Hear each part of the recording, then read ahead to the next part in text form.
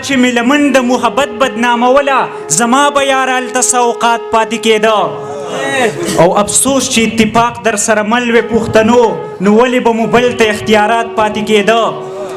او یو وخت و ګزارونه د غربت په مې خوړل عجز صاحبو یو وخت و ګزارونه د غربت په مې خوړل او یو وخت دا بچی مې په زکات پاتې کېده او ویل یې مجبوري خو د کمسل سړي لور ده او دې ښار کې یو ملنګ په فوټ پات پاتې کېده او اشنا چې بې دیدنه ستا د کلي نه راتلم د زړه ټول ارمانونه به مې رات پاتې کېده پرون چې ستا د خوښې جینۍ بل ته ودېده او اشفاقه څه دې زړه کې احساسات پاتې کېده او یو کلام بل وامه بس مشران راغلي دي نو یو کلام به ووایو پروت مې په زړه کې اضطراب ولیدې ستا نه بغیر مې ژوند عذاب ولیدې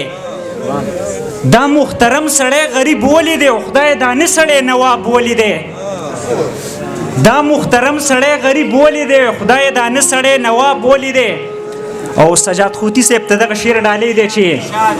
پښتانه ولې خپل تاریخ نه ګوري پښتانه ولې خپل تاریخ نه ګوري او څوک جکي چن څوک امیتاب ولیدې پښتانه ولې خپل تاریخ نه ګوري څوک جکي چن څوک امیتاب ولیدې او دغه سودخور خجینن ماته وایي کور ته راوړی دی رباب ولیدې دغه سودخور خجینن ماته وایي کور ته راوړی دی رباب ولیدې زمون تاریخ زمون قصې رښتیا دي بیا دروغجن مو ټول نصاب ولیدې زمون تاریخ زمون قصې رښتیا دي بیا دروغجن مو ټول نصاب ولیدې تا ته چې وګورم په اوښ کې نه یم ستا په ښایست کې دومره تاب ولیدې زه یې د زړه د رنځ طبیب ګڼم او اشفاق نادان دومره نایاب ولیدې بس یو کلام به داسې ووامه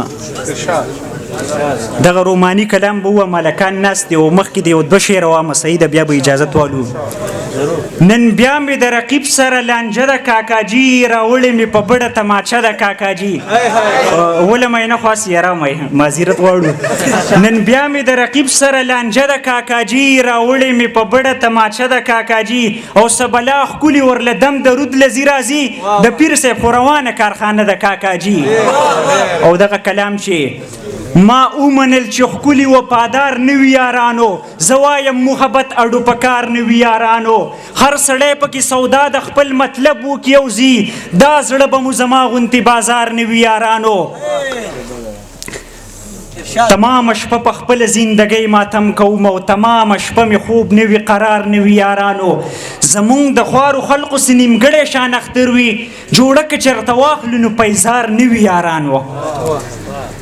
زمونږ د خوارو خلقو سې نیمګړی شان اختر وي جوړه که چېرته واخلو نو پیزار نوي یارانو دا خلک دې زما د زندګۍ نه عبرت واخلي د چا چې په خپل زړه باندې اختیار نوي یارانو